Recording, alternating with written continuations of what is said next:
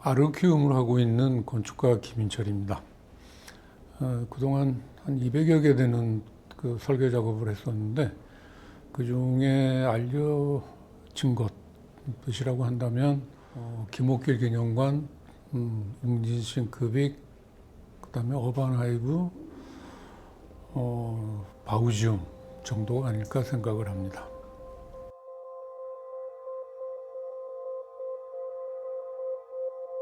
건축을 이렇게 창작 작업이라고 생각을 했을 때 일반적인 그 창작 작업들하고 차이가 나는 거는 이게 건축은 땅과 하는 작업이라는 거예요. 그러니까 땅이 존재하지만 건축이 존재할 수가 없고 그리고 또 땅은 인간이 존재할 수 있는 그 절대 조건이기 때문에 그 땅에 인간이 살 수 있는 충분 조건을 만들어내려면 그 땅을 어떻게 이해를 하고 그 땅을 어떻게 이용하는지가 아마 나는 설계의 그 가장 중요한 포인트가 될 거라고 생각을 해요. 그러면 이제 우리가, 그러니까 내가 작업하고 있는 그 우리 땅의 그 특징은 무엇일까라고 생각을 했을 때 우리나라의 땅에서 그러니까 우리의 그 환경에서 그 지평선이라는 걸 볼 수 있는 경우는 거의 아마 드물 거예요. 저쪽 그 호남 평야 같은 데를 가면 혹시 볼 수 있을지 몰라도 대부분의 그 이 땅의 형국이 그렇게 높은 산은 아니지만 그저 같은 높이의 산들이 이렇게 쭉 그 산맥을 이루면서 이렇게 군웅을 지어 나가는 그런 산이에요. 그래서 우리가 쓰는 언어 중에 난 좀 특별하다고 생각하는 거는 그러니까 블루와 그린, 파란과 그 푸른을 그렇게 구분하지 않고 써요. 푸른 하늘도 되고 파란 하늘도 되고 푸른 바다도 되고 파란 바다도 되는 그런 그 두 가지를 이렇게 그 구분하지 않고 쓴다는 이야기는 그 지평선이 있는 풍경에서는 그린과 블루가 이분법적으로 구분이 되는데 우리의 지형에서는 앞산과 먼 산이 하늘과 이렇게 그 이어지면서 이렇게 그린에서부터 블루로 가서 나중에 이렇게 하늘로 이렇게 그라데이션이 되는 그런 풍경이란 말이에요.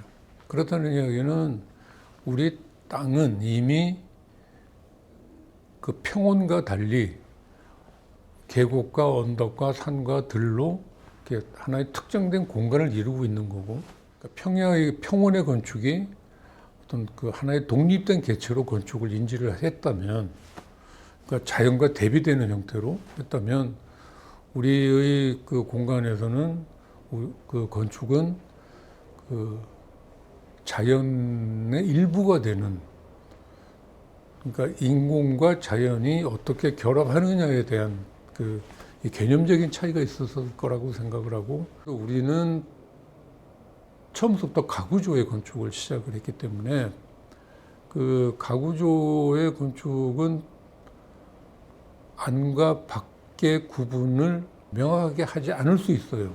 근데 그것이 왜 가능했을까? 우리는 그 자연이 만들어 놓고 있는 공간에 우리는 건축을 놓는다라고 이야기를 해요.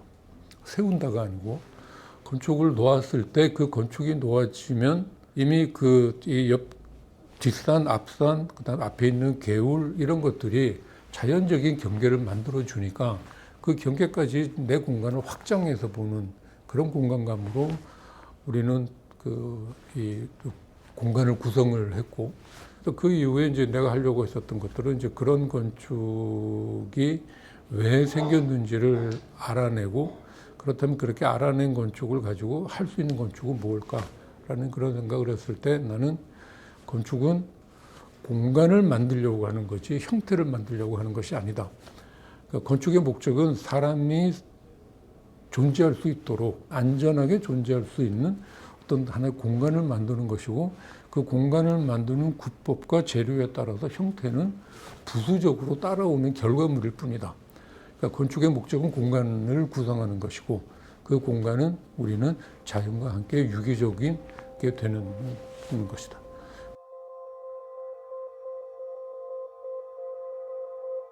그 사이트는 처음에 내가 원했던 땅이 아니에요. 난 처음에 이제 거기 이제 깔리간타키라고 하는 강이 이제 흐르는데 그 강 옆에 이렇게 분지같이 이렇게 오목이 들어가 있는 데가 있어서 여기다가 지으면 어떨까라는 생각을 한번 했었고, 그보다 더 재밌는 거는 그 땅을 어떻게 결정할 것인가라는 이야기를 했을 때 그때 지역에 이제 그 주민 대표가 그냥 가서 고르래요. 어느 땅이 적합한지 가서 고르래. 아니 뭐 정해진 뭐 필지가 있는 거 아니냐 그랬더니 그게 아니고 그냥 당신이 마음에 드는 곳을 정하면 된대요. 우리의 고정관념, 선입견 같은 거죠.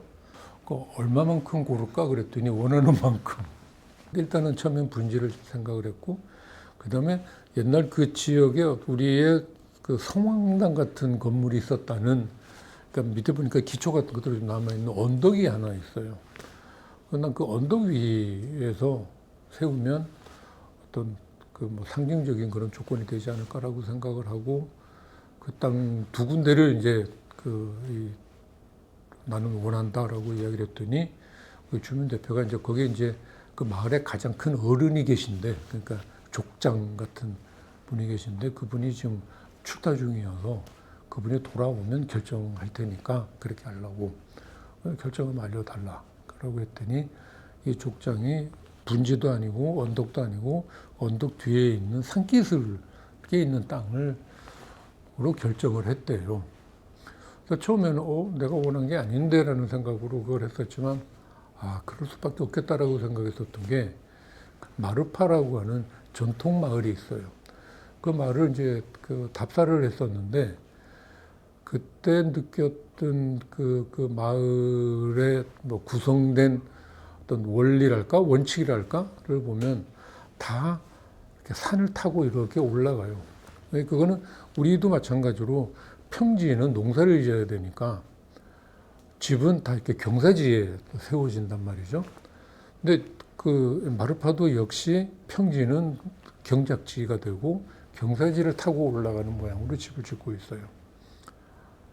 그게 하나의 관습처럼 익숙한, 그 사람들한테는 익숙한 것일 테니까 이 양반도 아마 그 평원이나 평지나 언덕보다는 경사지를 택했을까 아닐까라는 생각이 들어서 오케이 접수하기로 했고, 여러 이제 전통 마을을 돌아봤었는데 그런 거라면 충분히 내가 소화할 수 있을 거다라는 이제 그런 생각을 했죠.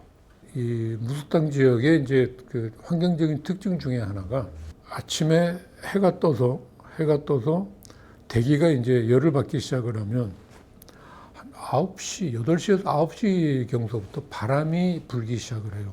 그 대류 현상이 생기는 거죠. 근데 그게 이 좁은 협곡으로 이렇게 그 대류 현상이 생기다 보니까 초속 10m 정도의 강풍이 해가 질 때까지, 해가 떠서 해가 질 때까지 바람이 불어요.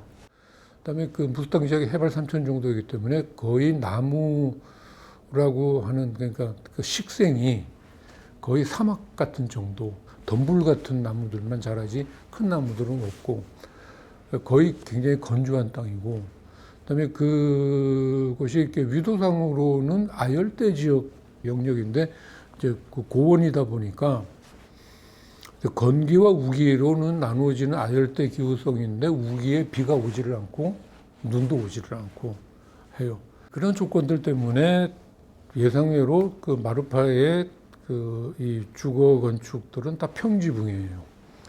비가 오거나 눈이 오면 이렇게 경사지붕을 하는 게 원칙인데 평지붕 이상하다라고 해서 확인하니까 이제 그런 거였고, 그다음에 그 이 집 안에 들어갔을 때 거기는 이제 겨울이 굉장히 추울 테니까 어떤 난방 장치를 사용할까가 궁금해서 그걸 이렇게 찾았는데 조리를 하는 부엌은 있는데 조그만 아궁이만 하나 있고 그게 난방 역할을 하는 건 아니었어요. 그러니까 난방기구 자체가 없어. 그러니까 난방 없이 견디는 그런 조건이었고, 이제 그러다 보니까 벽은 두껍고 그다음에 외기에 가장 적게 접해야 되니까 그 집을 이렇게 완전히 폐쇄적인 이 공간을 만들고 채광과 환기를 위한 구멍을 가운데 우리나라의 마당 같은 그런 공간을 뭐 다 그쪽 동네가 마찬가지지만 1층은 이제 가축들이 쓰고 2층이 이제 주거가 되고 뭐 3층까지도 올라가지만 되고 이제 위층은 이제 이 평지붕의 마당이 되어서 거기가 그 수확한 곡물을 말리거나 뭐 가공하거나 하는 이제 그런 장소로 쓰이는 그런 것인데 이렇게 경사진 지형에 아래 집이 있고 위에 집이 있고 이렇게 있다 보면 단단 계단식으로 집이 지어져. 그다음에 집과 집들 사이는 물론 내가 이렇게 내 담을 쳐서 내 공간을 보호를 하지만 옆집들도 바짝 붙어서 그러니까 당나귀가 지나갈 정도의 골목을 사이에 두고 완전히 이렇게 남극의 펭귄들이 허들링하는 것처럼 이렇게 군집을 밀집한 군집을 이루고 있어서 이렇게 그 동네의 자연 조건을 극복을 하고 있다는 말이죠.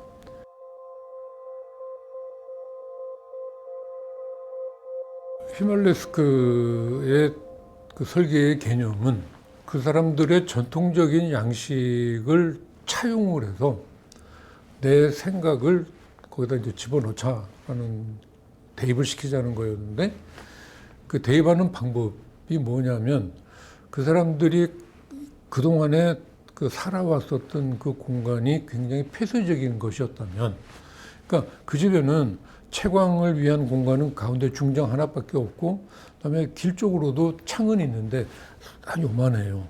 30cm 정도 되는 그런 작은 창.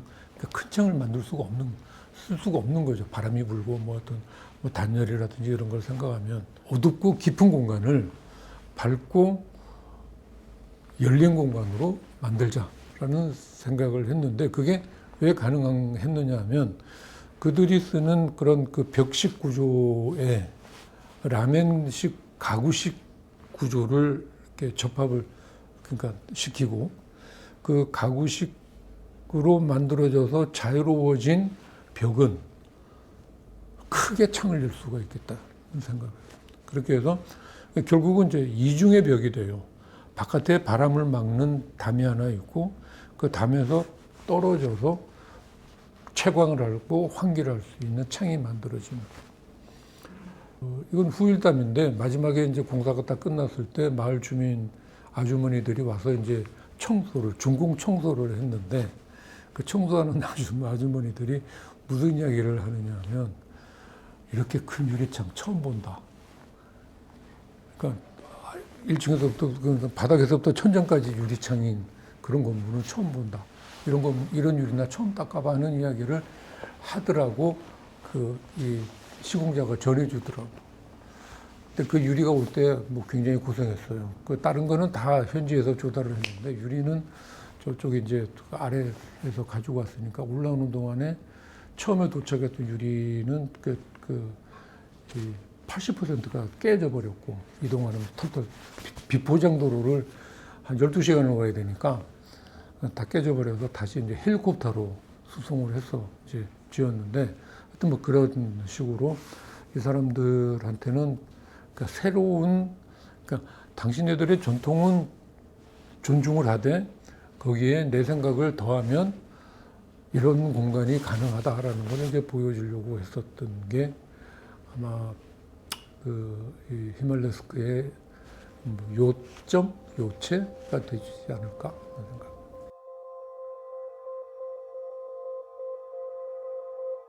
우리가 다른 걸 만났을 때 틀렸다라고 이렇게 생각하기 쉬운 거는 그 이질감 때문이란 말이에요.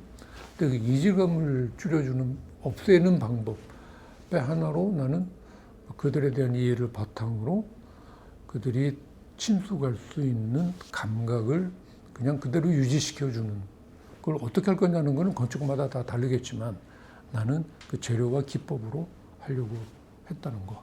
그 퇴적암으로 만들어진 지층이 이제 형성한 돌이기 때문에 이제 소위 말하는 편마음 같은 돌인데 판석이 나오는 이제 그런 지형인데, 근데 그 돌들이 떨어져서 파편이 돼가지고 강에서 이제 굴르면서 이렇게 연마되면 강돌이 된단 말이에요.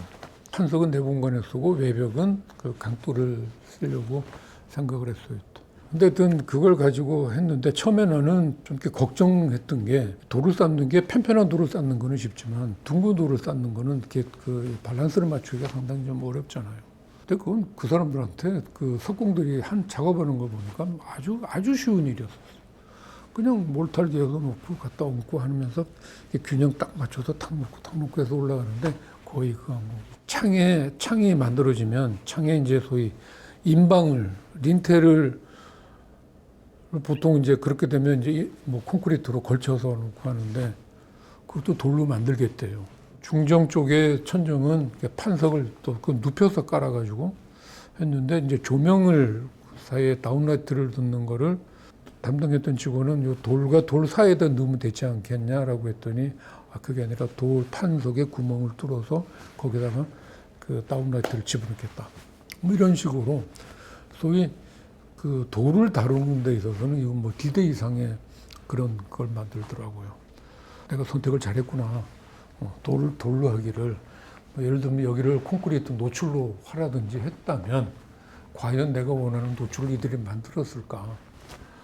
거기 이제 원기둥이 있는데 원기둥을 우리는 보통 뭐 그 합판 거푸집을 만들거나 철판으로 만들어서 이제 하는데 요즘은 뭐 그 종이 거푸집도 쓰지만 이 사람들은 쫄대 나무를 둥그렇게 이어서 철사로 묶어가지고 하는데 이게 2.3m 높이 기둥을 한 번에 못 치고 1.2m씩 나누어서 치니까 1.2m 해야 되는데 막 이어진 자국이 생기잖아요. 그거를 우리 담당하는 친구는 그 보수를 시키겠다고 그러다 그대로 두라. 그냥 이대로 여기에 현실이니까 이상하게 뭐 덧칠해서 때우지 말고 이건 이대로 나 아무도 거기에 관심 안 둘 테니까 그대로 가자. 그러니까 나는 거기서 한마디로 내가 했었던 그 어떤 그 건축적인 그 완결이 뭐였느냐면 완벽함이 아니라 자연스러움이었었어요.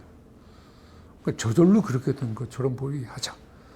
막 이렇게 이 다듬어서 깨끗하게 만들거나 뭐 깔끔하게 만들어서 이거 뭐 감탄을 듣지 않아 있는 게 아니라 얼마나 자연스럽게 녹아 들어갈 그 사람들의 감각에 녹아 들어갈 수 있게 만드는지 그걸 하자라고 해서 하는 거였고 그거는 결국은 자연스러움이 아닐까. 그러니까 전에부터 여기 있었어 이렇게라고 하듯이 보여주는 그런 자세가 궁극적으로는 거기서 내가 추구했었던 그런 결과일 거라고 생각이 들고 그게 그 사람들한테 어떤 거부감을 주지 않는 결과이지 않았을까라고 생각을 해요.